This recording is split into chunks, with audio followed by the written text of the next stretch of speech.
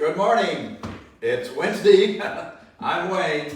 Welcome to Wednesdays with Wayne and Mickey. So first thing we want to do is thank you for your time. Thank you for showing up. As always, those of you that are tuning in for the first time, just to let you know, the reason I thank people for their time is a long time ago, a very dear friend of mine told me the most valuable thing anyone can give you is their time. So thank you for your time, and we're going to do our best as always to make sure your time is well spent. So thank you for showing up. What are we going to do today? Well, Wayne, we're going to pick up kind of where we left off last week. Oh, good. And I definitely want to promote our February 26th class. Let's promote the school. Oh, yes, always. I'm Wayne Morgan, author, written over 20 real estate books. This is one of them. That's pretty good. There we go. There we go. Author, investor, developer, seminar leader, co-owner of the Real Estate Business School with my wife, Lynn, where you get your license and learn to use it. We're a business school for realtors, and what most people don't know is your license is just a tool. If you don't know how to use it, it's like any other tool in your garage. If you don't know how to use it, it's useless. And most people are not taught to use it because most schools don't know how to use it. They're good, they're good engineers, technicians, they know how to create the truck-approved courses, but they don't know how to teach people the fundamentals of real estate because they've never listed, they've never sold, they've never invested. So where you go to school, who teaches you and what you learn does make a difference in how successful you'll be. Real estate's a business. If you don't treat it like a business and run it like a business, like a lot of other people, you're going to soon be out of the business. So I think it's the best business in the world, and I'm in several facets of it. We're in a training facility, we're in a licensing facility with coaching programs, we're active investors, we're active real estate developers. We didn't read this stuff in a book and repeat it. We're telling you what we've done over the years so you can give you a model that you can copy. And the reason I do that is because that's what I've done. Because there's an old saying, success leaves clues. And all you have to do is, if you find someone who does something really, really well, just go read their book and they'll tell you. And so this is what we want to do our best to do, is tell you what we've done so you can, to me it's about, again, and that's why we wrote these 2 courses, it's about how to find value of an asset. Because if you pay too much and borrow too much, there's nothing anyone can do for you. That's why lenders do appraisals before they loan on homes. What business are lenders in? Risk management. And the way they manage risk is they attach value to the asset. So I don't know why home buyers will go out there. If it doesn't appraise, they'll buy it anyway. Whatever. It's not worth that. That's okay. I want it. Oh, okay, fine. So it's about how to attach value to the asset. That's one way you mitigate risk. And the other thing you want to do is measure the return on your investment and how to manage your risk. So it's value. It's class 1, Investing 101, coming up February 22nd, right? Mm-hmm.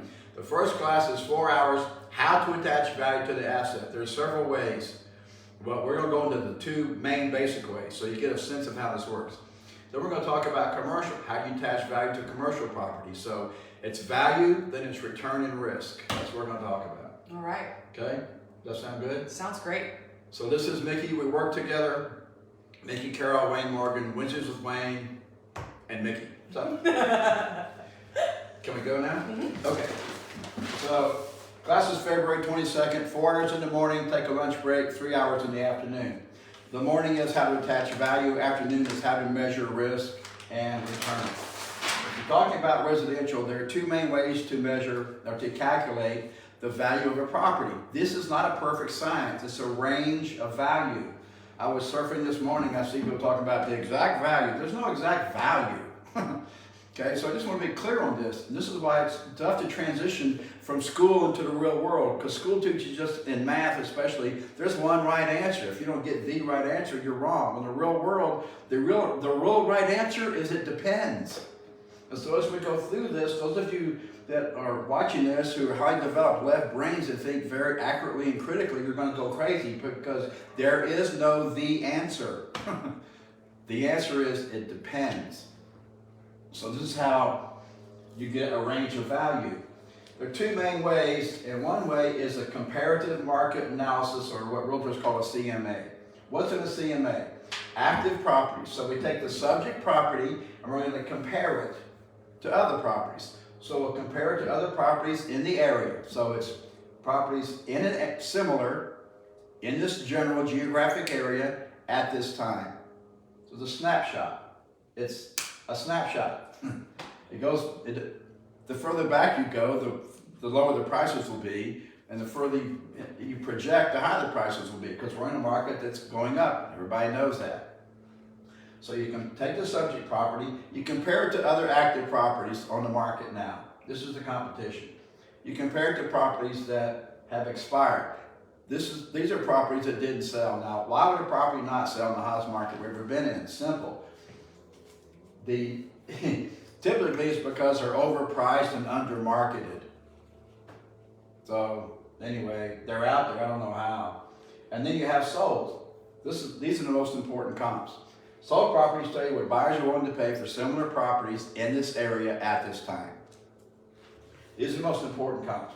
This is why I say to people, insider trading is legal in real estate. This is why you should get a license. I know it sounds self-serving because I own a school, but I bought a school because the attrition rates are so high. We take our classes, attrition rates go down because we teach you how to run like a business. This is the model the richest people in America use. They make their money in their businesses, and they hold it in real estate. This is the model that we use, this is the model that we teach, and this is the model that we recommend. So you want to make your money when you buy it or improve it. So if you're going to value a house, residential property, single family residential homes, condos, townhomes, houses, CMA is most commonly used by realtors before they go on a listing presentation to go market the property. Sold's the most important because they tell you what the market's doing right now. What are buyers willing to pay for this type of home? The other type of residential is appraisal. It's almost the same thing. It's just a little bit more detailed and it takes a different license. If you do an appraisal, you're going to get three types of value. You're going to have your CMA, so they're going to do, the appraiser is going to do the same thing your local realtor is going to do. They're going to look for active, expired, sold comparables. They're also going to do a cost analysis. What would it cost to build the house new? Then they're going to do an income approach. So it's going to be the comparison approach, the cost approach, and the income approach. The three approaches to value if you're doing an appraisal. So when you go out to get a mortgage, before the lender's going to loan, they want to know what is the value of the underlying asset. If I had to foreclose on the house, what would it be worth? So that's how you do that with residential. You do a CMA, you do an appraisal. That's it. There are about 20 other ways. These are the two main ways. So in the first class, how to attach value to the asset, we'll go into the other ways. It's how deep you want to get in the weeds is up to you. You can slice this data in several different ways. I think the more you have, the better your decisions are. And so that's what the first class is about. Investing 101. How much is that property really worth? That's the title of the class. Truck approves for CE. So if you're licensed and you need some CE credit, we encourage you to show up and take the class. I think you'll find it interesting and valuable. If you're not licensed, you want to know what insider trading is, what realtors think, how we operate, what we do, and come and get a little glimpse into our world, and by all means, join the class. It's not restricted to realtors. We'd be happy to have you. We'll tell you what we do and how we do it. I mean, you have so much experience, so. Decades, yes. Hundreds of transactions. Yeah, how you do it is vital to. Well, I think that's important. I'm glad you brought it up because rule number one is you be careful who you take your advice from. I don't take relationship advice from guys that have been married 5 times. I get divorce advice from them. Because that they know how to do. But how to stay together? No. It's the same with anything else, right? You have to be careful, especially in today when you have so many sources of information. True. Right? Who's parroting words? Who's memorizing catchphrases? Who's read a book and got the banner down? This is shock and jive. Losers. And who actually knows what they're talking about? So whether it's me or someone else, find an accredited individual, a professional with lots of experience, and take their advice. Ask them how they did it. That's my advice. That's great advice. That's my advice on advice. Okay. Yeah, so we talked about value last session, and can you tell the viewers what's the difference between the residential and commercial when trying to find value? You've covered residential here. Yeah. Yeah. Yeah, thanks. I hope that's clear. If it's not, take the class and we'll take your questions. And it'll be a Zoom class. You can ask me questions. Or you can ask me right now. Just go to info here. That's so good. You got a question for me? Ask me. I'm happy to answer it. You can find me here, info at buildmyrealestatebusiness.com. Info at. Go there and say, hey, I got a question for Mr. Advice. I'll be happy to opine. So, yeah, that's where we left off last week. Value of property. So that's residential. That's the two main ways. Commercial is a whole different animal. So, and the reason why is because if I took you, any of you, into a tract home subdivision, like 300, 400, 500 homes, and we took a few hours and we looked at 12 houses. When we walked in the 13th house, would you know or get a sense of value? Would you get a feel for whether it was at or below or above market based on the 12 you'd seen? Of course you would. I mean, most people shop everything they buy by comparison. Especially today when it's so easy. It's like click, click, click, nope, nope, nope, nope. That's the one. Yep. Right? That's true. But they shop, more than anything else, they shop homes by comparison. I know very few about them in today's market. Okay, we have this aberrated market where people don't even, I was going to say they only look at one house. A lot of them are buying them sight unseen. It's cray cray. Nonetheless, that's the market. So when you do a CMA or an appraisal, you look at 10 to get the one that's active, right? This is very simple. When you're doing the CMA part right here, and you're doing this comparison approach, then you're going to have on your market analysis, you'll probably have 3 that are active that compare to the subject property, 3 that have expired, and 3 that have sold. Well, to get these 3, you've got to probably look at about 10 because you want to make sure they're comparable. 1 story, 4 bedroom, 3 bath, fenced yard, pool. You can't use a 3 bedroom with a view and no pool. It's not comparable. So to get the 9, you've got to look at 30. And if you're a listing agent, which we recommend you do, you look at 30 and you do 3 listing presentations a week, which we also recommend you do, and you look at 90 properties a week, right? Yeah. Then you're going to find some deals in there. You're going to find some that have been roughed up, that have been neglected. So this is the difference. You just compare them. You can't use that approach with commercial property because the buildings are all dissimilar. Oh, that's why it's so different. Yeah. So you go into a tract home subdivision, you have plan A, B, C, D, E. Like we're doing the development now. If you want to know how to do development, if you want to contribute equity or capital to a development, email us and we'll tell you what we're doing. So we're doing this $37 million small deal on Lakeway, and we're raising money. We're going to have 5 floor plans. Most of these tract home subdivisions, 4 to 5 floor plans. Well, if you take floor plan A and you see it repeatedly sold throughout the community, then you know about what it's selling for. That's not rocket science. Look at the condition, and you subtract for inferior condition, and you may add a few if they've added some things. You spend $50,000 on a pool, you don't get $50,000 in value. You spend $100,000 on a pool, you don't add the $100,000 to the house. It doesn't increase it dollar for dollar. So when we talk about how to improve them, which we'll do in the class, you can't always add dollar for dollar. A dollar improvement does not necessarily equate to a dollar in value. Nonetheless, when you go into commercial construction, they're not all the same. In fact, they're all different. So how do you attach value? You can't use the comparison approach because you can't compare them based on similarity.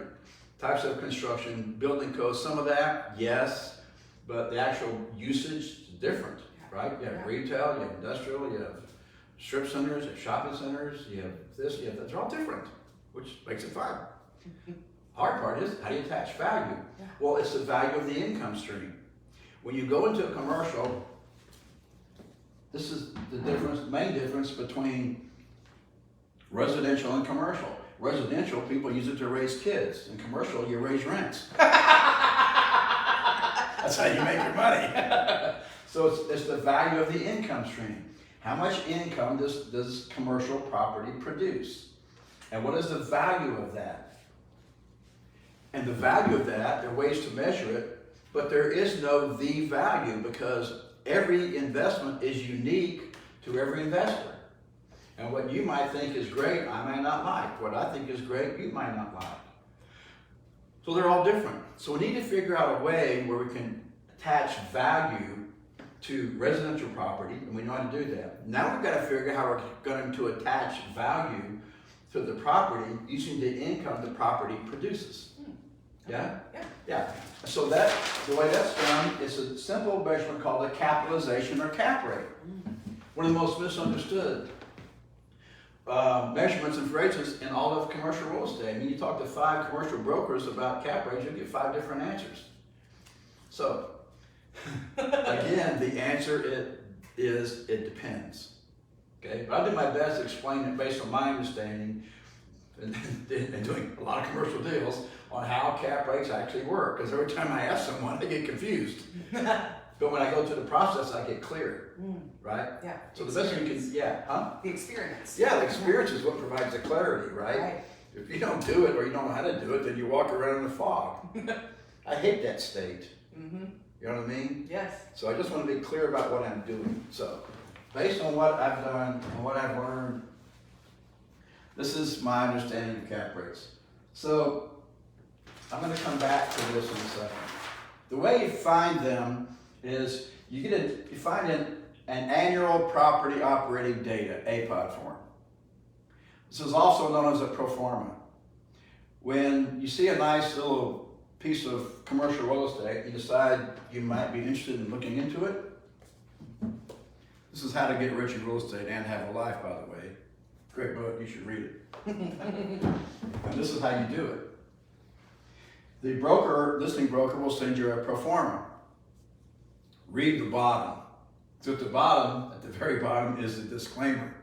Disclaimer says, information deemed reliable, but not guaranteed. I'm like, okay, I'm about to get hosed. Look out. Right? Actually admitting they're about to lie to me. I'll give them credit, at least they told me. So the APOD, annual property operating data, those pro formas, those rents aren't that high. You can take off 20%. And those expenses aren't that low. You can add 20%. So you've got to do your own due diligence. The way you mitigate risk is you write an option money contract, minimal amount of option money, maximum amount of time. So I tried to buy this property last week. I'm talking to you now about class number 2, measuring return and risk. Okay? And so you've got to know this stuff going in. When I buy a piece of property, I want to take it off the market so I can do my due diligence, my market research, and figure out what in the world am I going to do with this. Right? Right. See, what I was taught growing up, what we were all taught is exchange labor for money, make good grades, get a good job, work hard. So we're taught to exchange labor for money, which is fine at one point. But when you get into investing, you're not exchanging labor for money, you're exchanging ideas for money, right? You're using your brain, not your brawn. Yeah. So you got to figure out, using this muscle, not this muscle, what you're going to do with this bloody thing. Because the seller doesn't want you to know, and the broker represents the seller, so you're on your own. This is classic caveat emptor, buyer beware. So we get the form, APOD form. It's also known as the P&L for the property. What is it going to tell you? It's going to tell you what every P&L tells you. If you should have a P&L for your personally, your residence, your home, your family. You need a P&L. If you don't have a P&L, go get one. You should know what's going on in your house. So a house is a business. You got to run it like one. A church is a business. I see everything through the prism or a lens of business, right? Because everything's a business to me. A house is a business. This house is run like a business. Income comes in, money goes out. In between, you have expenses. And that's whether you have a home, a church, a business, or a property. You'll need a P&L. The P&L for a property is called the Annual Property Operating Data Form. And what's on there is the same as every other P&L. You have income, and you have different sources. And on a property, you'll have multiple sources of income. You'll have rent, you might have parking, you might have vending, you might have other ancillary things where you're collecting income from the tenants. So you got to add all that up. And then you'll have expenses, like every other P&L. Then you'll have net income. I understand there are a lot of other things in here, but this is the broad, in the essence of time, brevity is the key. In the class, we'll go over this in detail. We have a case study of a property I actually did, and we'll go through that line by line. But for today, the goal, I think, is to get an overall view of this. So you take your income, subtract your expenses, what do you have? Net income. And the net income on a piece of real estate is called net operating income. And this is the measurement that when investors are calculating, measuring, analyzing risk, reward, return, the NOI is the net operating income from the property. And then they use what's called a capitalization rate to figure out the value of that income stream. What's the value of the income stream? What's the value of the property? Yeah, because one equals the other. Mm-hmm. How much value? To me, as an investor, what are my investing criteria?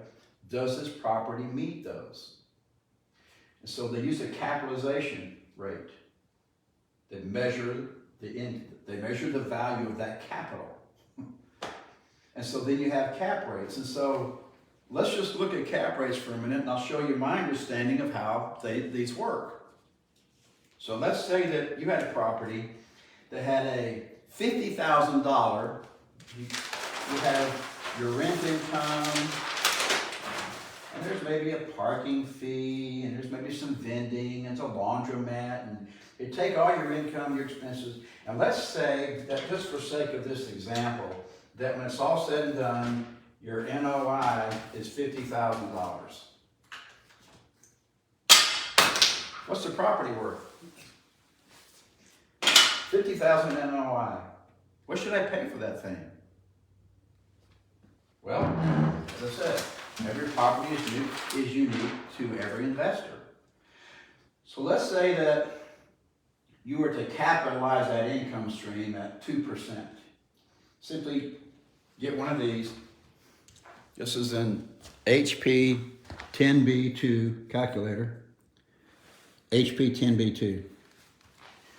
Get one of these and bring it to class and learn how to use this. This is a great tool. So you take $50,000, divided by 0.02, and do this at home. You know, they say don't try this at home. Try this at home. 2.5 million. So to capitalize the income of $50,000 at a 2% rate, you get 2.5 million. So an investor that would pay 2% cap rates, which is crazy, and I'll explain to you why I say that, to them, the value is 2.5 million. So another investor goes, there's no way I'm paying 2, but I'll pay 3. Well, if you take $50,000 divided by 0.03, then you're measuring the capital value of that income stream. So then you get 1.666 and some change. So this investor says, my value is 1.6. I'm not going to buy a 2 cap, I'm a 3 cap buyer. Another buyer comes along and goes, there's no way I'm paying 3, but I'll pay 4. Well, if you take your same $50,000 divided by 0.04, you get 1.25 million.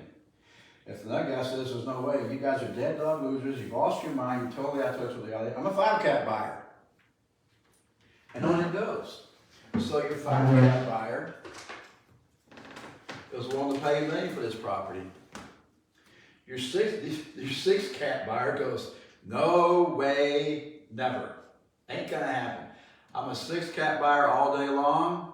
There's no way I'm paying this. The risk is too high. I'll pay $833, and your 7 cap buyer is paying. So these guys aren't getting anything. They are out of the market. So typically, our market was cranking along post-recession, 10, 11, 12, 13, 14, 20, 2010 to 2014, 2015, 2016. You can find these deals in. Then what happens is it's economics 101. So economics 101 tells us, I think we did this, but it's supply, it's demand, and it's price, right? As the supply decreases and the demand increases, if they do both simultaneously, this is going to go through the roof. And that's what's happened here. If the supply goes down, demand stays down, then not much, the needle doesn't move. But this needle that is moving, it's pegged all the way on full. So cap rates are going to tell us 4 things. The first thing they're going to tell you is the value according to that cap rate. So the 2% cap rate, a $50,000 income stream property to this investor is worth $2.5 million. So where in 4 or 5 years ago, 4 and 5 cap rates were great. I had lunch with a commercial real estate broker last week. He tells me they're selling for 3 and some 2 cap properties in Austin right now. I couldn't probably finish eating. My mouth wouldn't close. It's hard to chew when your chin's on the table. He goes, "You gonna eat?" 2? That's our market. And that's a very high risk? To me it is. Mm-hmm. See, when I see this, it appears that we've got institutional investors parking cash. So there's 2 things in investing, right? The first one is return of my investment. When do I get my money back, right? And secondary to that is return on the investment. So this is not looking for ROI, this is parking cash. They just want to put us somewhere safe. So please hear me on this. If you save money, if you want to save money, if you want to preserve capital, if you want to save money, you can't. If you save money, you lose it. If you save money, you'll lose it. It's a paradox. It's the biggest paradox in America, the capitalist world, the capitalist countries. If you save money, you lose it. I'll show you how. If you just Google it right now. Ask Mr. G what the banks are paying what banks are paying for savings accounts. So what do banks do? They go get depositors to give them money. Why? It's safe. It's guaranteed. You want a guarantee? You're toast. You're done. Because here's what they're paying. This is where the 1 goes. Okay, there's no 1 there. So this is the half, and the half is 5. 0.5% is what they're paying on savings accounts. You probably know this, but when you send your money into the bank in the savings account, it's not in the bank. It's gone. They loaned it. The bank loaned it out, right? They loan it. Probably the guys like me. So they're going to charge me. So we're doing this deal. We're borrowing about $7.5 million. So there's 2 buckets we're going into. About $4.5 million of this is going to be in debt, and about $3 million is going to be in equity. So the equity I'll raise from private individuals. So if you want to put some equity in, let me know. The 4.5 comes from the bank. The bank's going to charge me about 4.5% for that. So they're going to pay you, the saver, 0.5%. They're going to charge me 4.5%. So the bank's making 4% from the money they loan me.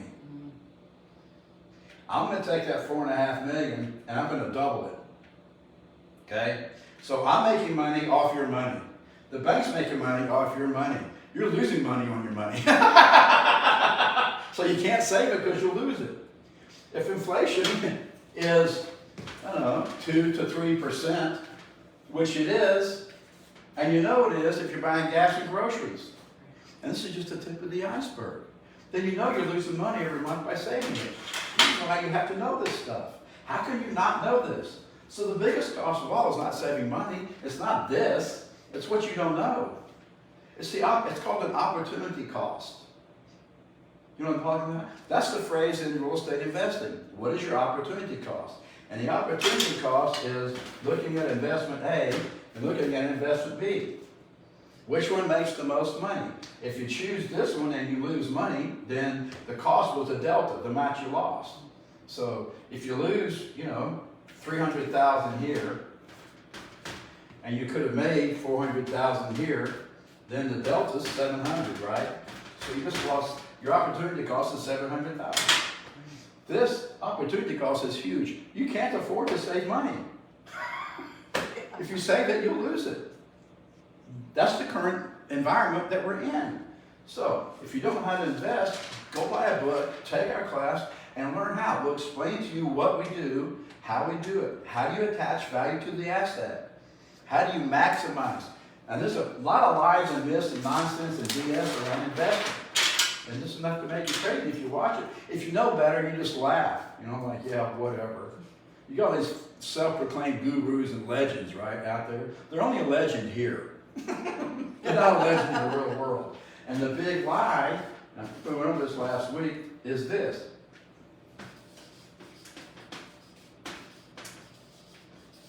Right?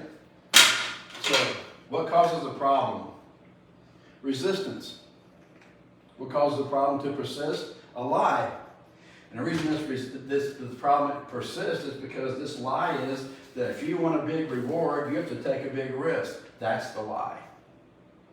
Because you can get a massive reward by mitigating risk. All it takes is financial education. You don't understand cap rate, you're at the risk of the market. You don't understand internal rate of return, you're in trouble. Because like I said last week, we live in a capitalist society. If you don't understand capital, you're in trouble. It's like, Michael Jackson said, see the trouble? It's not out there. It's the man in the mirror. You want to change? Go to the man in the mirror. So as this continues to work itself out, we have supply, demand, price. And somebody says to me, you're developing in a bubble? Like, it's not a bubble. Do your research. We have multinational global corporations moving here, right? The 1980 recession I went to, the 2008 recession I went through, those are very similar. There was a lot of speculation. There was no value in the underlying assets. It was all speculative. This economy we're in today isn't speculative. It's not speculation. We're not building massive amounts of homes hoping people come and buy them. It's not build it, they'll come. No, it's they're here, hurry, build it. So you have global corporations coming here, bringing people with them, hiring locals, bringing people with them. They're real companies with real jobs for real people who don't have houses to live in. Right. And the thing about real estate, it moves slow compared to other types of investments. Like if you go into money markets or you go into the stock market, I look at the stock market and I'm like, whoa, the swings, I don't have people sleep. I don't know how to sleep. But I sleep great because this moves nice and slow. And if you know some basic fundamentals, you can figure out, where do I fit in this? So when you look at your APOD and you get your NOI, and then you look at your cap rates, you can attach value to that asset. Is this the formula that you use? It is. I use cap rate formula. But what I want to do is get this, it's my home, my businesses, my real estate. I all want to do the same thing. I want to increase this number. So it's the same old formula no matter who you are or where you are. You got to get this up and you got to get this down. Very simple. So now, where is the property now? Okay. So what is this? What is its as-is condition? And then what can I do to improve it? And this is how we make money, you like to make profit money in real estate. You have the ability to improve something. And some people can only see things the way they are. Some people can see things the way they can be. And the more you go through properties and look at them and do it over and over, what happens is your ability to see what it can be will go. You actually develop this skill. It's amazing. I've seen people do it for years. You take somebody, they don't come here from Sikkim. No, I say come here. Dog's gone. When they get the business right, they don't know. I didn't know. I walk out, we go on Caravan, right? Go look at property, have to do listings. You come out and broker would go, okay, what was the color of the carpet in the master? I'm like, what? There was carpet in there? But over the years, I learned to look at these things. Yeah. How's it laid out? What is it? What is it now? What is the shape? What is the form? What is the design? What is it now? What can it be? Mm-hmm. And so the price has either got to be below market, or there's got to be enough margin in there for me to acquire it, pay those costs, because you've got acquisition costs. Right. Then you're going to have holding costs.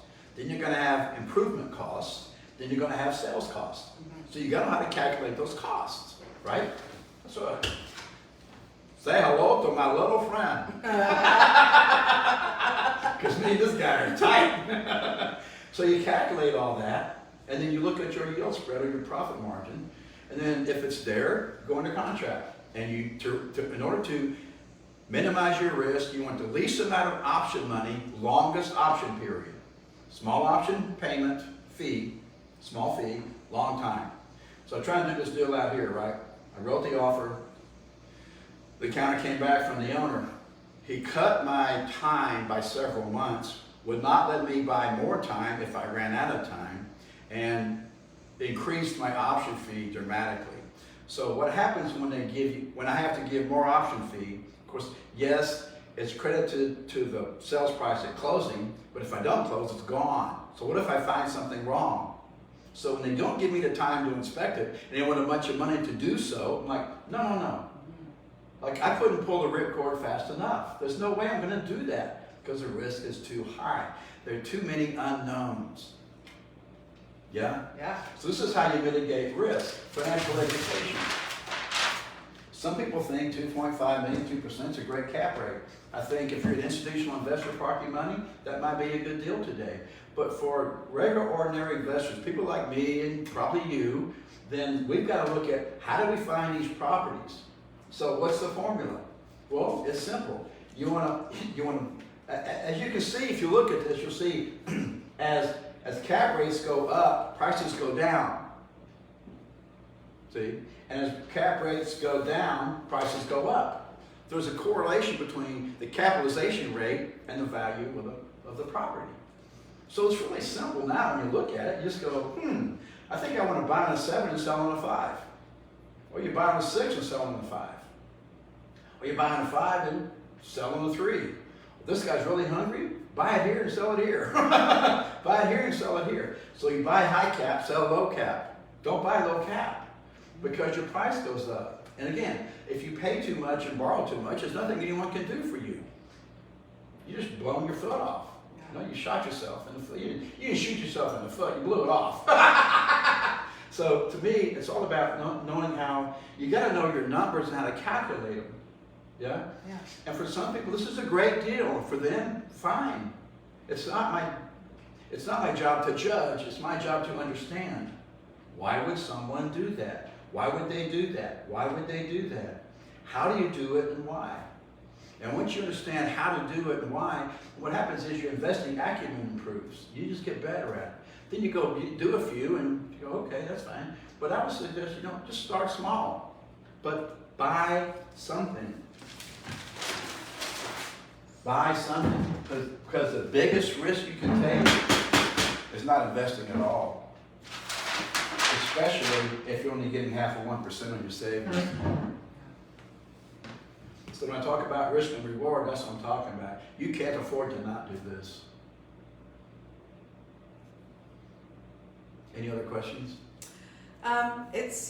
So you've talked a lot about cap rates. Is there a rule of thumb Yeah. Buy low, That's it. sell high. That's That was it. the rule? Yeah. Okay, yeah. You're buying a high cap rate because the higher the price, the lower the value.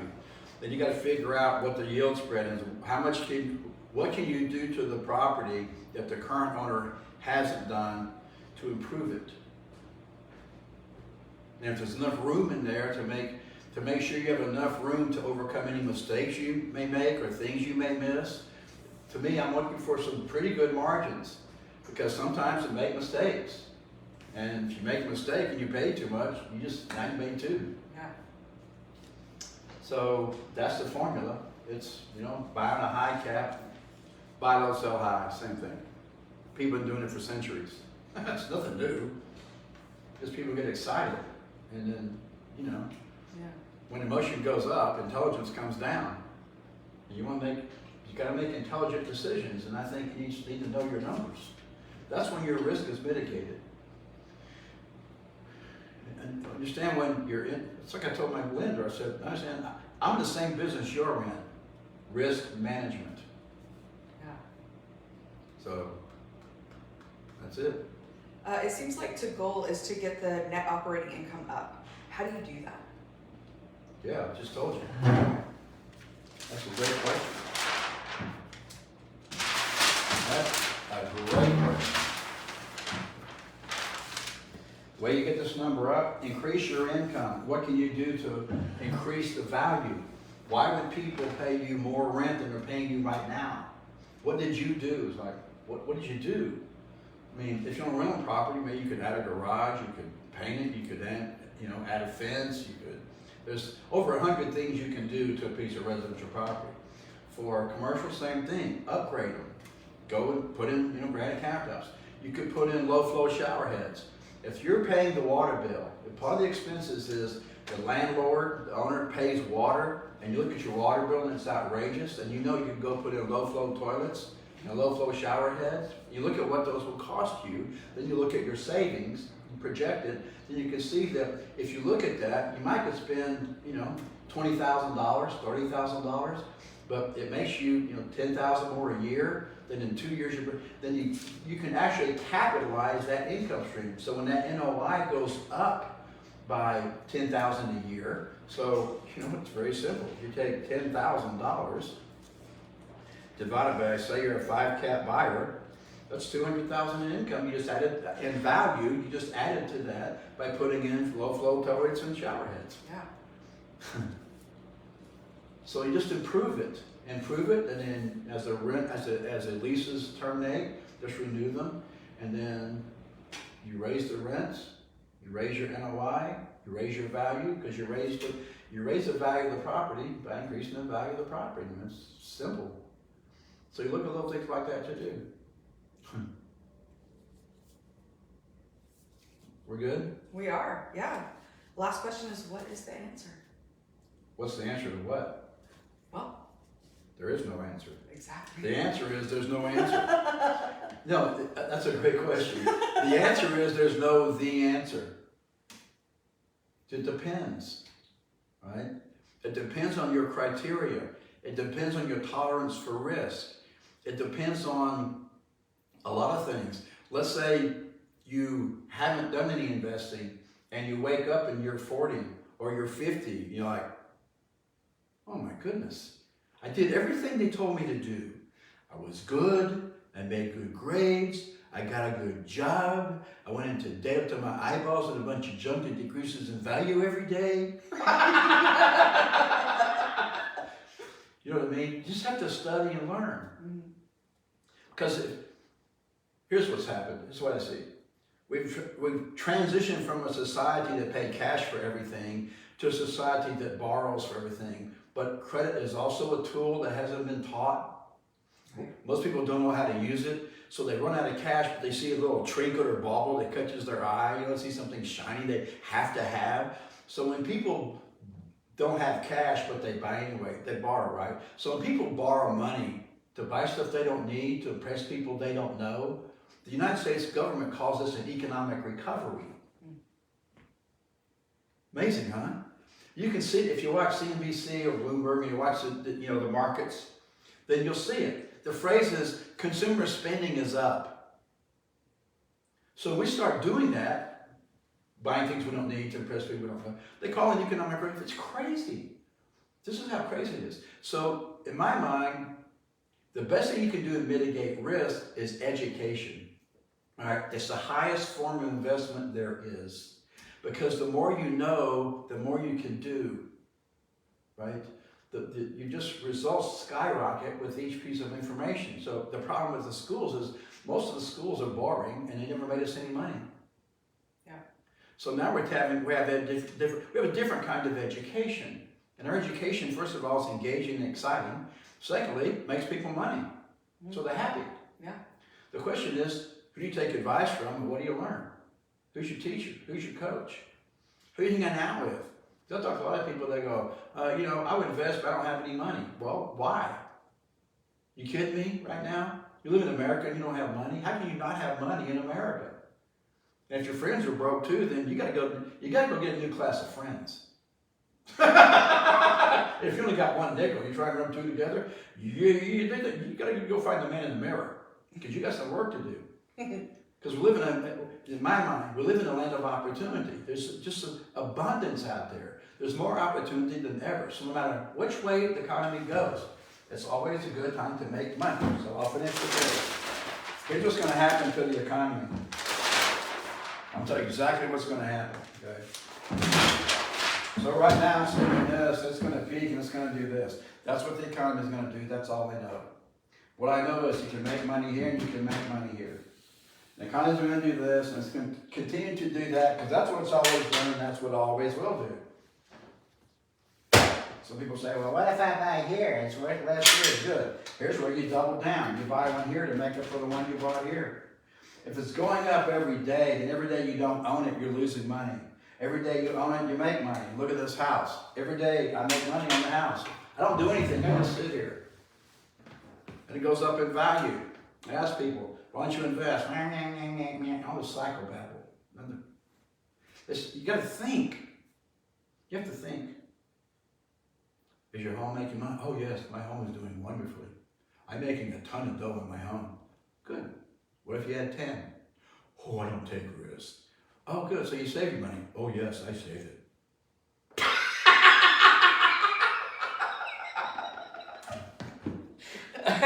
If you save it, you lose it. Huh? You're crazy, man. I know. I get that a lot. Want to compare financial statements?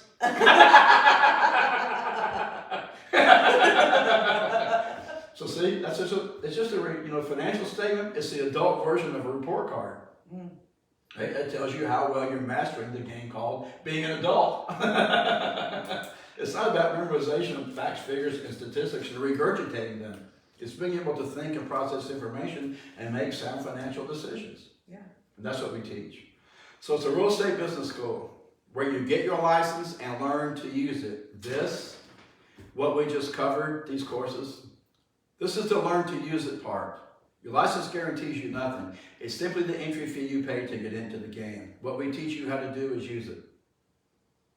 So, anything else? Just come to our class, February 22nd, 8 to 4, and Wayne will go over all of these in Investing 101 and Investing 202. Yeah, it'd be great to see you in class. So please stay in touch, get in touch, stay in touch. Happy to take your calls, 512-453-0900. Happy to take your emails, info@buildmyrebusiness.com. Happy to have you in class. And if you have a question or an issue with the property and you need an answer today, email me here, info@buildmyrebusiness. I'm happy to get back to you.